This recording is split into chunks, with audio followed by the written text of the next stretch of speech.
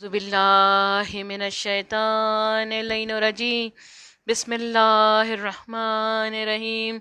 الحمد لله رب العالمين والصلاة والسلام على أشرف الأولين والآخرين سيد الأنبياء والمرسلين وخاتم النبيين سيدنا ونبينا وشفيعنا ذنوبنا وحبيب قلوبنا محبوب رب المشرقين والمغربين جد الحسن والحسين أبي القاسم محمد صلى الله عليه وآله الطيبين الطاهرين الغر الميامين المعصومين المظلومين من يومنا هذا إلى يوم الدين آمين يا رب العالمين ولعنة الله على أعدائهم أجمعين بسم الله الرحمن الرحيم وأنفقوا في سبيل الله. میں نے آپ کے سامنے جو عنوان رکھا ہے وہ ہے کربلا سبیل نجات، اور جیسا کہ آپ لوگ جانتے ہیں کہ ہم وسیلے کو بیان کر چکے ہیں اور سبیل کی منزل کو بھی ہم بیان کر چکے ہیں تھوڑا سا، اور آگے بھی ہم، اور وہ تھا وقاتلوا فی سبیل اللہ، کہ اللہ کے راستے میں لڑو. اس پہ ہم بات کر چکے ہیں. دیکھیے راستے بہت سارے ہیں، قرآن ہمیں راستہ بتا رہا ہے اور محمد والے محمد اس پہ عمل کر کے دکھا رہے ہیں. یعنی کہ عمل پہلے ہوتا ہے اور آیت پروردگار عالم اس پہ مہر ثبت، اس کی حقیقت، اس کی حقانیت کو ثابت کرنے کے لیے پروردگار عالم بعد میں اپنی آیات کو نازل کرتا ہے جب محمد والے محمد اس پہ عمل کر کے دکھا چکے ہوتے ہیں. تو ہمارا عنوان کربلا سبیل نجات ہے، اور ظاہری بات ہے کہ آج ہم جو گفتگو کر رہے ہیں اور نجات کی طرف حاصل کرنے کی کوشش کر رہے ہیں وہ امام حسین علیہ السلام کے توسط سے ہی ہے، کیونکہ امام حسین علیہ السلام ہی نے انسانیت کو، تمام کہا جائے کہ مسلمانوں کو اور خصوصاً مومنین کو امیر المومنین علی ابن ابی طالب علیہ السلام کی ولایت کا جو ہے وہ پروف دیا ہے. اور اگر یہ ولایت اس وقت قائم ہو جاتی بعد نبی، جو کہ اس کا مقررہ وقت تھا، اور غصب نہ کیا جاتا، تو کربلا اس طرح سے واقعہ نہ ہوتی، کربلا اس طرح سے برپا نہ ہوتی. تو بس بات یہ ہے کہ ولایت علی ابن ابی طالب کی جب تکذیب کی ہے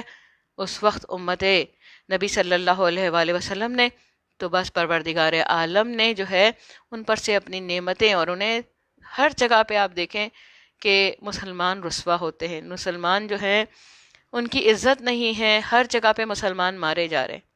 اس کی وجہ کیا ہے؟ اس کی وجہ یہی ہے کہ جب اپنی نعمتوں کی تکذیب کی جائے گی تو پروردگار عالم ان نعمتوں کو ہمارے درمیان سے اٹھا لیتا. اور یہی کچھ ہم دیکھتے ہیں کہ ہمارے امام زمانہ جل اللہ تعالیٰ فرجک جو ہیں وہ ہمارے سامنے موجود نہیں ہیں. کیوں نہیں موجود ہیں؟ کیونکہ اتنے اماموں کی تکذیب کی گئی، اتنے اماموں کو جو ہے شہید کیا گیا، تو پروردگار عالم نے اپنے امامت کا ذخیرہ کر لیا اور وقت معلوم تک کے لیے جو ہے امام کو غیب میں کے پردے میں پوشیدہ کر دیا. اب ہم نے تو سبیلیں تلاش کرنی ہیں، ہم نے تو وسیلہ تلاش کر لیا، ہمیں پتہ ہے کہ ہمارا وسیلہ کون ہے. محمد والے محمد سے بڑھ کے کوئی وسیلہ نہیں ہے اس کائنات میں، اور ایسے وسیلے کی تلاش اور خوش نصیب لوگوں کو ہی اس کی جو ہے وسیلہ ایسے نصیب ہوتے ہیں. ورنہ ہر شخص چاہے جو کہ سروئے زمین پر رہ رہے آدمی، بنی آدم، وہ چاہے کہ ایسے وسیلے اختیار کر لے تو منوان تو کر ہی نہیں سکتا ہے. ہاں ہم بھی کچھ پرسنٹ تک وسیلہ اختیار کیے ہوئے ہیں.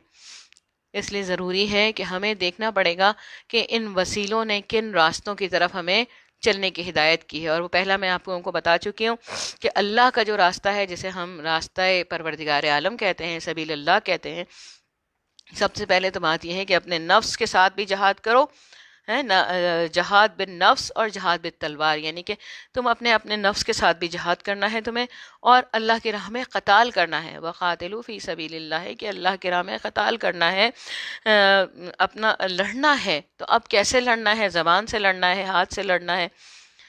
قدموں سے چل کے، یا تلوار کے ذریعے سے. لڑنے کے کئی طریقے ہیں، لکھ کر لڑنا ہے. تو ہر طرح سے جو ہے پروردگار عالم کی راہ میں جس کی جتنی توفیق اور سعادت ہو سکتی ہے، اپنی سعادت کو بڑھایا جا سکتا ہے، توفیق کو بڑھایا جا سکتا ہے. یہ ہمارے اوپر ہے کہ ہم کتنی کوشش کر رہے ہیں. تو بڑھانے کے بعد سے کس طرح سے پروردگار عالم کی راہ میں، اور وہ راہ کوئی چھوٹی موٹی راہ نہیں، وہ حق کی راہ ہے، حق کا رستہ ہے. اس حق کے رستے میں جو ہے آپ چلیں گے تو کیا ہے کہ یہ ہوگا کہ آپ جو ہے وہ اپنے آپ کو مکمل طور پہ اللہ کی کہ حق کے راستے پہ چلتے ہوئے وسیلے کے ذریعے سے آپ کامیاب ہو جائیں گے. اصل میں ہمارا سارا مسئلہ ہی اس کامیابی کا ہے کہ ہم کامیاب کیسے ہوں پروردگار عالم کی بارگاہ میں، کیونکہ یہ ہماری جو کہا جائے کہ یہ ہماری زندگی ہے، یہ ہماری امتحان گاہ ہے، ہمارا کہا جائے کہ پریکٹسنگ کی جگہ ہے، یہ ہمارے وہ جگہ ہے جہاں پہ ہم نے چلنا ہے، رہنا ہے اور اپنے اعمال کو بلند کرنا ہے. اور یہ ہم پروردگار عالم کی طرف سے ہم پہ بہت بڑی نعمت ہے کہ ہم خوش بخت پیدا ہوئے. اگر ہم اپنے ماں کے شکم سے ہی بدبخت پیدا ہوتے تو ہم کچھ نہیں کر پا سکتے تھے. ہمیں جبکہ اعمال کے اختیار دیا ہوا ہے کہ اپنے اعمال کے ذریعے سے اپنی کہا جائے کہ ابدی بدبختی کو اور ابدی خوشبختی کو تم قائم کر سکتے ہو، چینج کر سکتے ہو. تو بس کیا ہے کہ یہاں پہ ہم آج بات کریں گے، اور وہ میں آپ کے سامنے سورہ کی تلاوت کر چکی ہوں، انفقوا فی سبیل اللہ، کہ اللہ کی راہ میں خرچ کرو. اب اللہ کی راہ میں خرچ کرنا بڑا مشکل کام ہوتا ہے. ایک تو ہمارے یہاں بڑا معاملہ ہوتا ہے کہ ایک سوال بہت پوچھا جاتا ہے کہ کیا سیدوں کو صدقہ دیا جا سکتا ہے.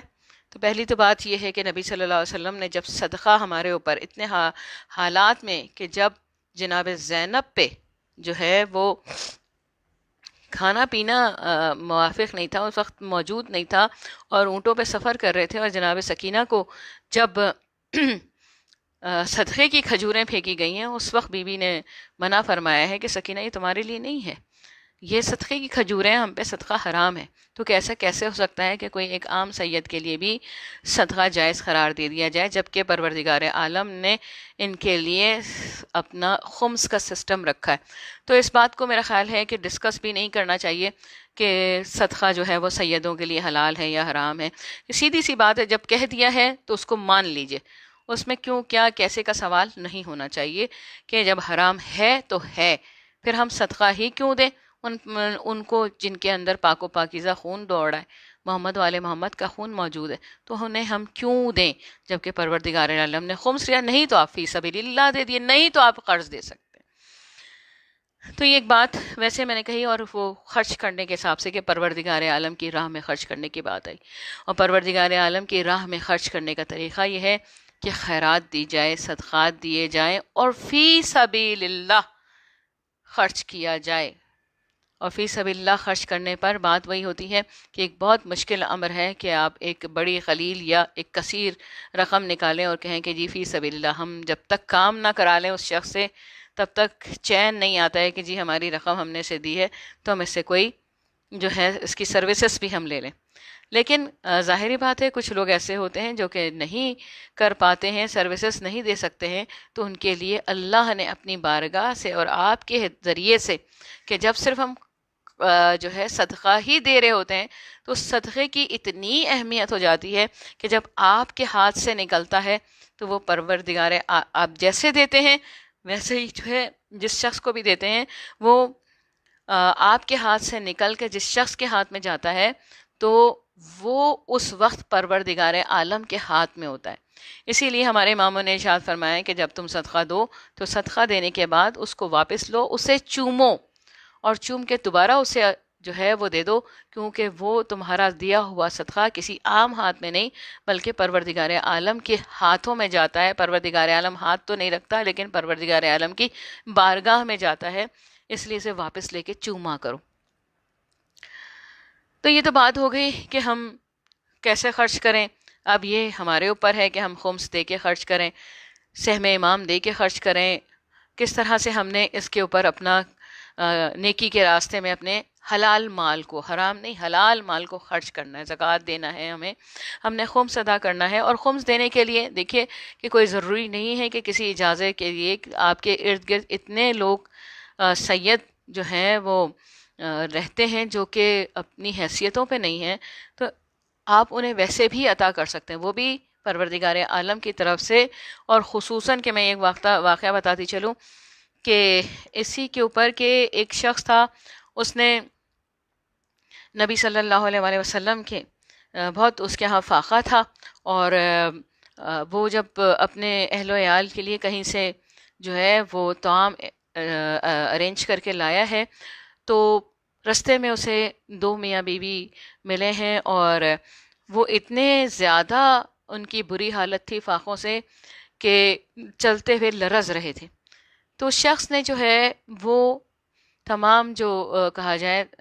طعام کا سامان تھا ان دونوں میاں بیوی کو دے دیا، اور ان دونوں کا تعلق نبی صلی اللہ علیہ وآلہ وسلم کے خاندان سے تھا، یعنی کہ وہ سید تھے. اور وہ دونوں وہ شخص گھر واپس آ جاتا ہے، اور پھر جو ہے کیا ہوتا ہے کہ وہ پریشان ہوتا ہے کہ اپنے بچوں کو کیا کھلائے. بس وہ اسی پریشانی میں سو جاتا ہے، اور سوتا ہے تو اس خواب میں دیکھتا ہے کہ نبی صلی اللہ علیہ وآلہ وسلم اور حضرت علی ابن ابی طالب علیہ السلام تشریف لائے ہیں اور شکریہ ادا کر رہے ہیں کہ دیکھو تم نے ہمارے جو ہے بچوں کو کھانا کھلایا ہے، اور اس کے صلے میں ہم تمہیں بہت عطا فرمائیں گے، اور ایک شخص ابھی آئے گا جو تمہیں کچھ جو ہے درہم کی تھیلیاں دے گا، وہ لے لینا. اور پھر کیا ہے، جب اس کی آنکھ کھلتی ہے تو اس کے دروازے پہ دخل باب ہوتا ہے، اور وہ دیکھتا ہے کہ ایک قاصد موجود ہے، اور اس کا پتہ پوچھتے ہوئے اس کے گھر پہ آیا ہے اور کہتا ہے کہ تیرے چچا جو تھے وہ مصر میں اور مدینے میں ان کا بہت بڑا تجارت کا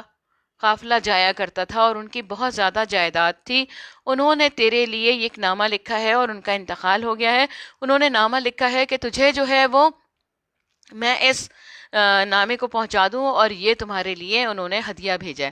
وہ نامے کو پڑھتا ہے تو اس میں لکھا ہوتا ہے کہ مصر میں اور مدینے میں اس کی بہت سی جائیدادیں ہیں، اور وہ سب اس نے اس کے نام پہ کر دی ہیں.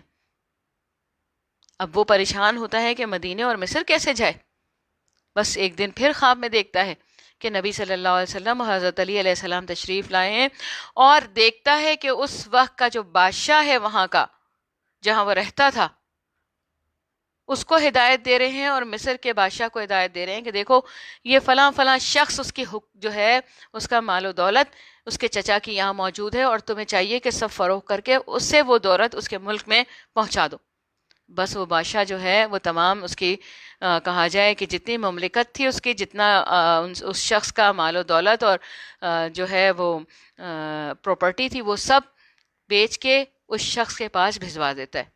اندازہ لگائیے کہ صرف ایک طعام، ایک وقت کے طعام کا جو اس نے پروردگار عالم کی بارگاہ میں اور نبی صلی اللہ علیہ وسلم کی اولاد کو جو دیا تھا، اس کے صلے میں نبی صلی اللہ علیہ وسلم اس سے خوش ہوئے، اور اسے جو ہے وہ طعام کے بدلے میں اتنا کچھ عطا کر دیا. تو یہ دیکھیے خرچ کرنے کا ایسا نہیں ہے، صدقہ دیتے ہیں تو آپ اپنی جان، آپ کی جان بھی بچ جاتی ہے چھوٹے سے صدقے سے. کہ مولا ارشاد فرماتے ہیں کہ تم جو ہے آدھا کھجور بھی جو ہے پروردگار عالم کی راہ میں جو ہے صدقہ دیا کرو، اس کا بھی بڑا اجر ہے کہ اسے بھوکے کو ذرا دیر کے لیے اس سے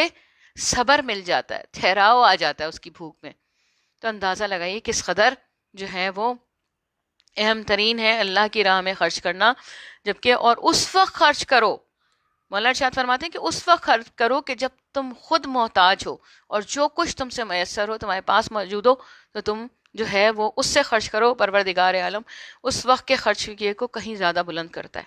کہیں زیادہ اسے فوقیت دیتا ہے. تو اندازہ لگائیے کہ اللہ کی راہ میں خرچ کرنا کوئی عام سی بات نہیں ہے. اور یہاں پہ میں بتاتی چلوں کہ نبی صلی اللہ علیہ وآلہ وسلم کے پاس جو ہے ابو سمسام نامی شخص آیا ہے اور کہتا ہے یا نبی صلی اللہ علیہ وسلم، میں آپ کی نبوت پہ یقین کرتا ہوں. کچھ سوالات کرتا ہے، اور پھر نبی صلی اللہ علیہ وسلم اس پہ جواب اس کو عطا فرماتے ہیں. تو وہ کہتا ہے یا نبی صلی اللہ علیہ وسلم، میں تو اسلام قبول کر لیتا ہوں، لیکن میں چاہتا ہوں کہ میرا قبیلہ بھی اسلام قبول کر لے. اگر میرا قبیلہ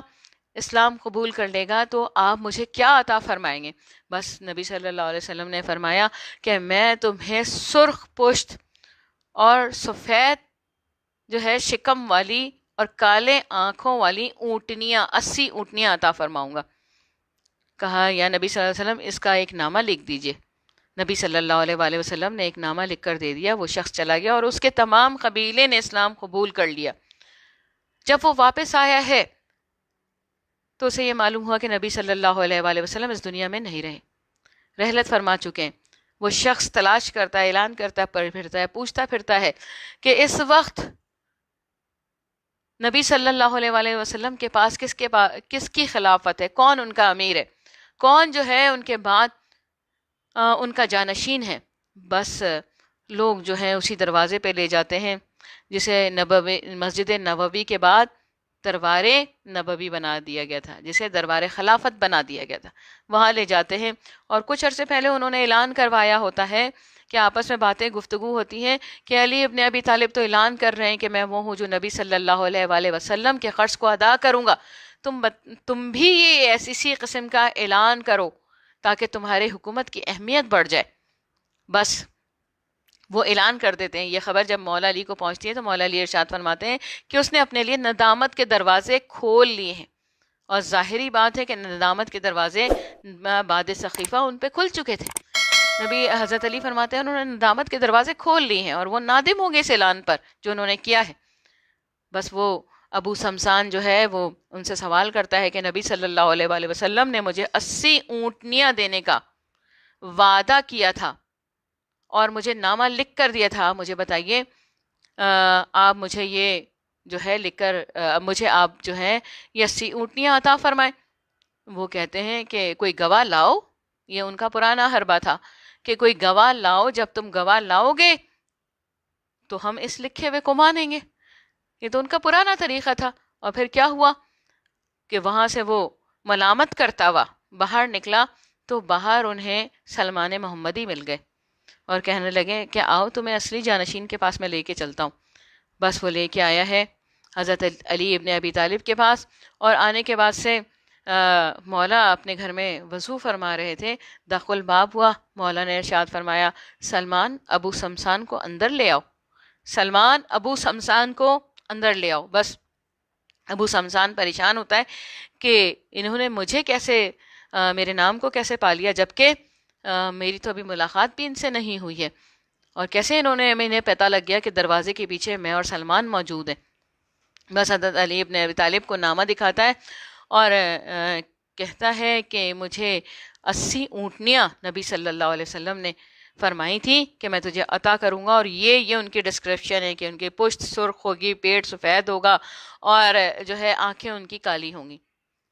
حضرت علی علیہ السلام کہتے ہیں کہ میں نبی صلی اللہ علیہ وآلہ وسلم کے وعدے کو پورا کرنے والا ہوں، میں تیرے وعدے کو بھی پورا کروں گا، مجھے وہ نامہ دکھا دو جو نبی صلی اللہ علیہ وسلم نے تمہیں لکھ کر دیا تھا۔ اب بتائیں کہ وہ اسے تو یہ نہیں پتا تھا کہ انہیں نامے کا بھی پتہ ہے، بس کیا ہے کہ جب دیکھا ہے چوما ہے میرے مولا نے، اور اس کے بعد سے حضرت سلمان فارسی اور ہمارے یاسر سے کہتے ہیں کہ جاؤ اعلان کر دو، جاؤ اعلان کر دو مدینے میں کہ کل علی علیہ السلام نبی صلی اللہ علیہ وآلہ وسلم کے وعدے کو پورا کریں گے، جو انہوں نے راہ خدا میں خرچ کیا تھا اس وعدے کو پورا کریں گے، بس اور فلاں فلاں ٹیلے کے پاس سب پہنچ جائیں۔ بس یہ اعلان ہوتا ہے، اور اس کے بعد سے دوسرے دن وہ عرابی جو تھا یعنی کہ ابو سمسان جو تھا وہ آیا ہے، اور حضرت علی علیہ السلام امام حسن علیہ السلام کے ساتھ چل رہے ہیں، اور ان کے کان میں کچھ ارشاد فرمایا ہے۔ جب پہنچتے ہیں ریت کے ٹیلے کے پاس تو فرماتے ہیں کہ جاؤ حسن، اسے جو ہے وہ جو اونٹنیاں تمہارے نانا نے وعدہ کی تھی وہ اسے عطا فرما۔ حضرت حسن علیہ السلام آتے ہیں اور ایک چھڑی جو ہے وہ اس ریت کے ٹیلے پہ مارتے ہیں، جیسے مارتے ہیں تو ایک چٹان نکلتی ہے جس پہ تحریر ہوتا ہے لا الہ الا اللہ محمد رسول اللہ علی ولی اللہ، اور پھر اس چٹان پہ جو ہے اس چھڑی کو مارتے ہیں تو ایک مہار نظر آتی ہے۔ امام حسن علیہ السلام ابو سمسان سے کہتے ہیں اے ابو سمسان تم ایسا کرو کہ اس مہار کو پکڑ لو اور چلتے چلے جاؤ۔ ابو سمسان مہار پکڑ کے چلنا شروع کرتا ہے یہاں تک کہ 80 اونٹنیاں مکمل ہو جاتی ہیں، تو وہ چٹان بند ہو جاتی ہے، اپنی جگہ پہ آ جاتی ہے۔ وہ شکریہ ادا کر کے چلتا ہے۔ مولا ارشاد فرماتے ہیں کہ یہ وہ اونٹنیاں ہیں جو قوم سمود پہ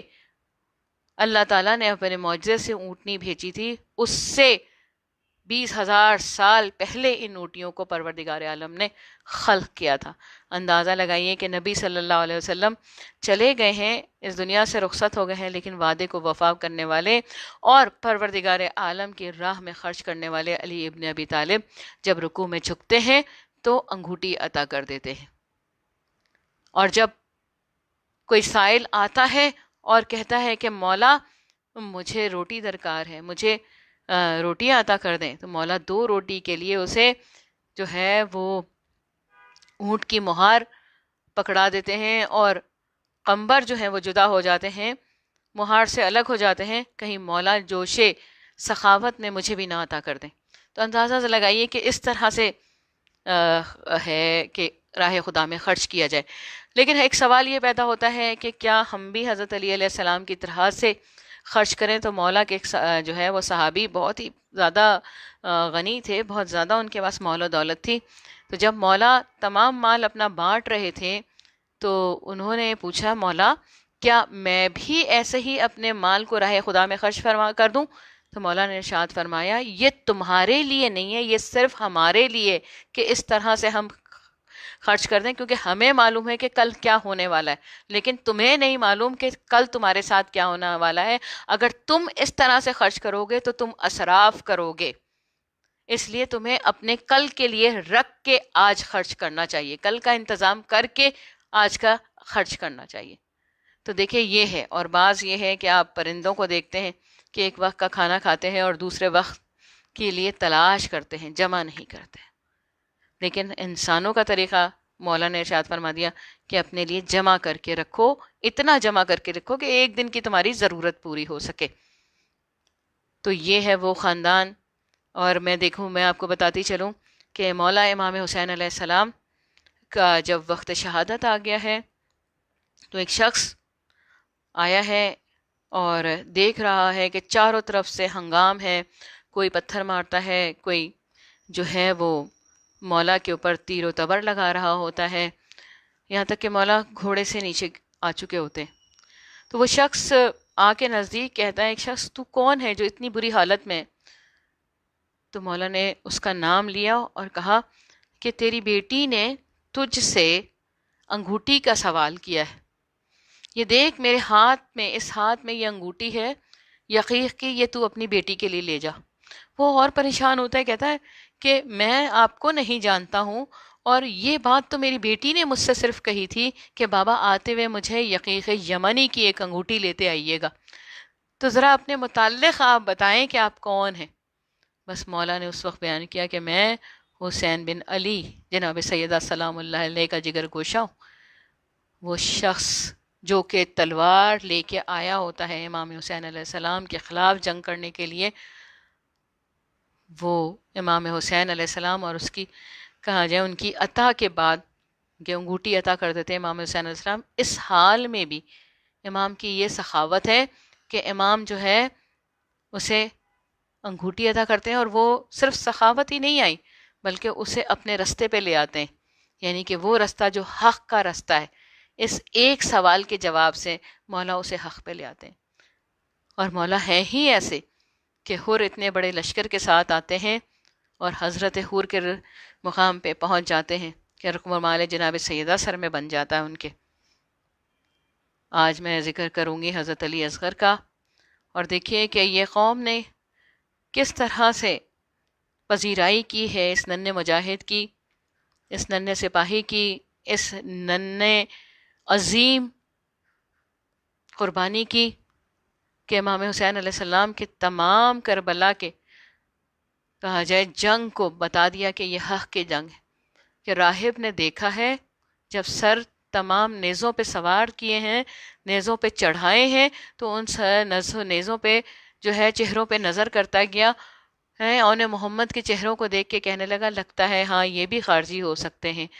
حضرت قاسم کے چہرے پہ نظر کی، کہا یہ بھی خارجی ہو سکتے ہیں۔ حضرت علی اکبر کے چہرے پہ نظر کی، کہا ہاں اس عمر میں بھی کوئی خارجی ہو سکتا ہے۔ لیکن جیسے ہی ایک ننھا سا سر اس کے سامنے آیا،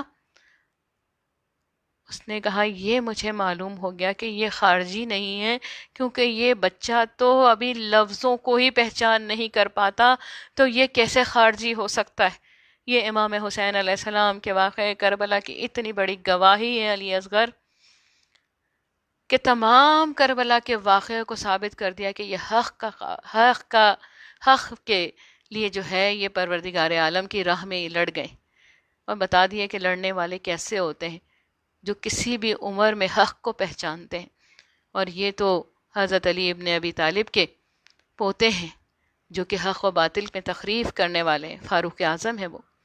تو اب دیکھیے کہ حضرت علی اصغر کو جب مولا نے استغاثہ بلند کیا، علی اصغر کو لے کے آئے ہیں اور قوم سے کہتے ہیں، امت محمد صلی اللہ علیہ وسلم سے فرماتے ہیں کہ دیکھو تم جو ہے خود پانی پلا دو، میں بچے کو تپتی زمین پہ رکھتا ہوں، تم خود پانی پلا دو۔ اور اشقیاء اس صورت حال کو دیکھ کر یزید کا وہ جو لشکر تھا جس کی شقاوت میں کوئی کمی نہیں ہوتی، اس وقت منہ پھیر پھیر کے رونے لگے کہ امام حسین علیہ السلام اپنے لیے پانی نہیں مانگ رہے ہیں بلکہ اس ننھے بچے کے لیے پانی مانگ رہے ہیں۔ اور مولا نے علی اصغر کو تپتی زمین پہ رکھا، ایک دفعہ کہا سمجھتے ہو کہ میں پی لوں گا پانی، یا مجھے پانی کی حاجت ہے؟ تو تم مجھ پہ بھی نہ اعتبار کرو بلکہ اس بچے کو سیراب کر جاؤ۔ جب دیکھا کہ کہیں سے پانی نہیں آتا ہے، مولا نے دوبارہ علی اصغر کو اپنے ہاتھوں پہ لیا اور کہا بیٹا اپنی سوکھی ہوئی زبان جو ہے وہ دکھا دو تاکہ انہیں یقین ہو جائے۔ لیکن یقین کہاں ہونا تھا، امر سعد کہتا ہے اور مولا حسین کے اس بیان کو قطع فرما دے، حسین کے کلام کو قطع کر دے، یہ دلوں پر جو ہے اثر کر رہا، یہ نہ ہو کہ فوج میں بغاوت پھیل جائے۔ بس ایک دفعہ تیر جوڑتا ہے، دوسری دفعہ جوڑتا ہے، وہ تیر نیچے گر جاتے ہیں۔ کہتا ہے ہرملا تو بہت بڑا تیر انداز ہے، ایسا کیسے ہے کہ آج تیرے ہاتھوں میں طاقت نہیں ہے کہ تو تیر چلا سکے؟ ہرملا کہتا ہے جب بھی میں تیر جوڑتا ہوں نا، ایک بی بی سامنے آ جاتی اور کہتی ہے کہ تو میرے اصغر کو شہید کرے گا، تو میرے اصغر کو شہید کرے گا۔ بس میرے ہاتھ سے تیر گر جاتا ہے، کہا ذرا دھیان کر، اور تیر چلا۔ اور دیکھیے کہ یہ عرب کی تاریخ میں جب اس تیر کو بنایا گیا جسے سہ شعبہ کہتے ہیں، تو اس کی ایس او پی میں لکھا گیا کہ کوئی بھی شخص جو ہے یہ انسانوں کے مارنے کے لیے استعمال نہیں کرے، جب جانور بالکل زخمی ہو جائیں گے تب یہ تیر ان پہ استعمال کیا جائے گا تاکہ انہیں تکلیفوں سے آزاد کر دیا جائے۔ لیکن یہ تاریخ کہتی ہے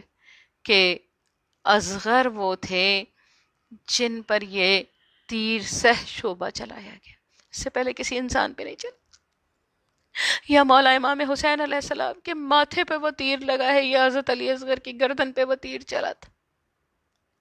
مجھے نہیں پتا کہ تیر کو اصغر نے سنبھالا یا اصغر نے تیر کو سنبھالا، مجھے نہیں پتا۔ یہ ننھا مجاہد ایک دفعہ تڑپ جاتا ہے اور اپنے بابا کے چہرے پہ نظر کرتا ہے اور روح خوف سے انصری سے پرواز چڑھ جاتی۔ میرے مولا ہاتھ میں خون علی اصغر، ایک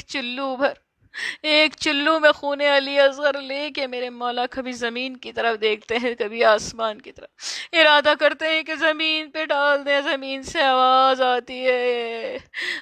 آتی ہے حسین اگر یہ خون مجھ پہ جاری ہوا تو زمین پہ کوئی ایک دانہ قیامت تک کے لیے نہ اگے گا۔ ہائے میرے مولا کہ کتنے آپ کریم ہیں کہ وہ خون آپ نے چاہا کہ آسمان کی طرف پھینکے، آسمان سے ندا بلند ہوئی ہے حسین بارش کا ایک قطرہ نہ برسے گا اگر یہ خون ناحق مجھ پہ آیا۔ میں کہوں گی اتنے خون اس کربلا کی زمین پہ گرا ہے، لیکن یہ اصغر کا خون کیسا عجیب خون ہے کہ نہ زمین لیتی ہے نہ آسمان لیتا ہے، بس میرے مولا نے اس خون کو اپنے ریش مبارک پہ من لیا اور لے کے آئے ہیں رزن بے قضائے تسلیماً لے امر کہتے جاتے ہیں، کبھی آگے بڑھتے ہیں کبھی پیچھے ہٹتے ہیں۔ میں کہوں گی مولا علی اکبر سے بھی مشکل تھا اصغر کا لاشا اٹھانا کہ کبھی خیام کی طرف بڑھتے تھے کبھی پیچھے ہٹتے تھے۔ ایک دفعہ آواز دی ام رباب، ہائے تیرا اصغر سیراب ہو گیا، اب کبھی پانی نہیں مانگے گا، اب کبھی پانی کے لیے جھولے سے نہیں گرے گا۔ ہائے بی بی نے اس قربانی کو ہاتھ میں لے کے شکر ادا کیا اور مولا سے درخواست کی، مولا میرے اصغر کو ہائے میرے اصغر کو دفنا دیجئے کہ یہ نہ ہو کہ ننھا لاشا ہائے گھوڑوں کی پامالی میں کہیں ہائے مولا اصغر کو دفناتے ہیں۔ ایک دفعہ جب جنگ کی ہے، ہائے اصغر بھی وہ ہیں جو اپنے بابا کی خود مثال بن گئے کہ ایک دفعہ جب تیر لگا تو ماتھے پہ مولا کے وہی تیر ہے، علی اصغر کے تیر ہے۔ ہائے کربلا کے زمین میں جب ایک ننھے سے سر کی تلاش کی جاری ہوئی ہے تو یزیدی فوج نیزے لگاڑنا شروع کرتی ہے جگہ جگہ، بس ایک دفعہ ننھا سا لاشا ہائے نیزے کے ساتھ بلند ہو جاتا ہے۔ ہائے مولا آپ کے نیزے لگے، علی اصغر کا لاشا نیزے پہ بلند ہوتا ہے اور وہ جو گلا پہلے ہی ہے نا تیر سے چھت چکا تھا، میں کہوں گی چھدا کہاں تھا، تیر بڑا تھا گلا بڑا چھوٹا سا تھا لیکن تلوار سے وہ تھا گردن بھی جدا کی گئی۔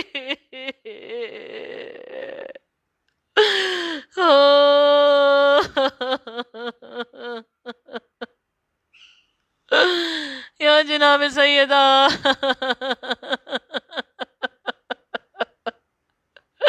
اس ننھے پرزے کو اپنی بارگاہ میں قبول فرما لے بی بی۔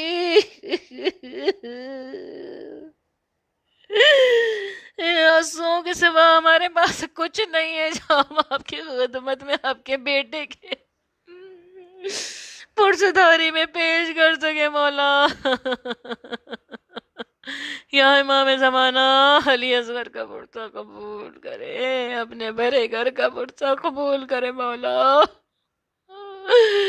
ہماری اس قلیل عبادت کو، اس گریہ کو اپنی بارگاہ میں کثیر فرما دے۔ یا اللہ ہمارے گناہ نے کبیرہ و صغیرہ کو بخش دے پروردگار۔ حضرت آدم سے لے کے آج تک جو لوگ پیوند زمین ہوئے ان سب کو جوار مولا امام حسین علیہ السلام میں محشور فرما۔ پروردگار میرے مولا و آقا امام زمانہ کو صحت سلامتی طول عمر عطا فرما۔ پروردگار عالم اپنے اذن سے بحق امام زمانہ جل اللہ تعالیٰ برجا ان کی حکومت کو جلد از جلد قائم فرما دے پروردگار ہم سب مولا کے مشتاق ہیں، ہمیں مولا کی معرفت، مولا کی کنیزی اور غلامی عطا فرما دے، ہماری آنے والی نسلوں کو بھی اور جو نسلیں گزر چکی ہیں ان سب کو معرفت امام زمانہ نصیب ہو جائے۔ پروردگار عالم جہاں جہاں جو لوگ بیمار ہیں بحق امام زین العابدین علیہ السلام سب کو صحت کاملہ اور عاجلہ عطا فرما۔ پروردگار عالم جو لوگ اپنے رزق و روزگار کی وجہ سے پریشان ہیں بحق امام جعفر صادق علیہ السلام ان سب کو جلد از جلد بہترین رزق و روزگار عطا فرما۔ پروردگار ہمارے اعمال درست نہیں ہیں، ہمارے اعمالوں کو اپنے فضل و کرم سے بحق محمد وآل محمد جس راستے کے لیے تو نے ہمیں منتخب فرمایا پروردگار ان پہ چلنے کی توفیق و سعادت نصیب فرما۔ پروردگار عالم میرے نبی صلی اللہ علیہ وآلہ وسلم کو ان کے وسیلے پہ قائم فرما دے۔ پروردگار عالم جو کرونا وبا پھیلی ہوئی ہے دنیا میں جہاں جہاں پہ بھی، پروردگار تمام مومن و مومنات کو اپنے فضل و کرم سے محفوظ رکھ، محمد وآل محمد کے واسطے سے ان سب کو اپنی حفاظت میں رہے، اور جو دشمنان اہل بیت ہیں ان سب کو اس میں مبتلا فرما دے تاکہ وہ اپنے معاملات میں اتنے مبتلا ہو جائیں کہ ہماری طرف سے جو ہے ان کی رغبت ختم ہو جائے۔ پروردگار ہمیں جلد از جلد اسی سال امام حسین علیہ السلام تمام روزوں کی زیارات اور حج کی سعادت و توفیق اور آسانیاں نصیب فرما دے۔ پروردگار بخش دے، محمد و آل محمد کے واسطے سے ہمیں بخش دے، اور ہماری دعاؤں کو اپنی بارگاہ میں مقبول فرما، ہمارے پرسے کو قبول فرما پروردگار۔ شکر کرتے ہیں امام حسین علیہ السلام کا کہ انہوں نے اتنی بڑی قربانی دے کے ہمیں بچا لی ہے، ہمیں ہمارا رستہ دکھا دیا، ہماری سبیل بتا دی اور ہمارا وسیلہ بن گئے۔ ربنا تقبل منا انك انت السميع العليم اللهم صل على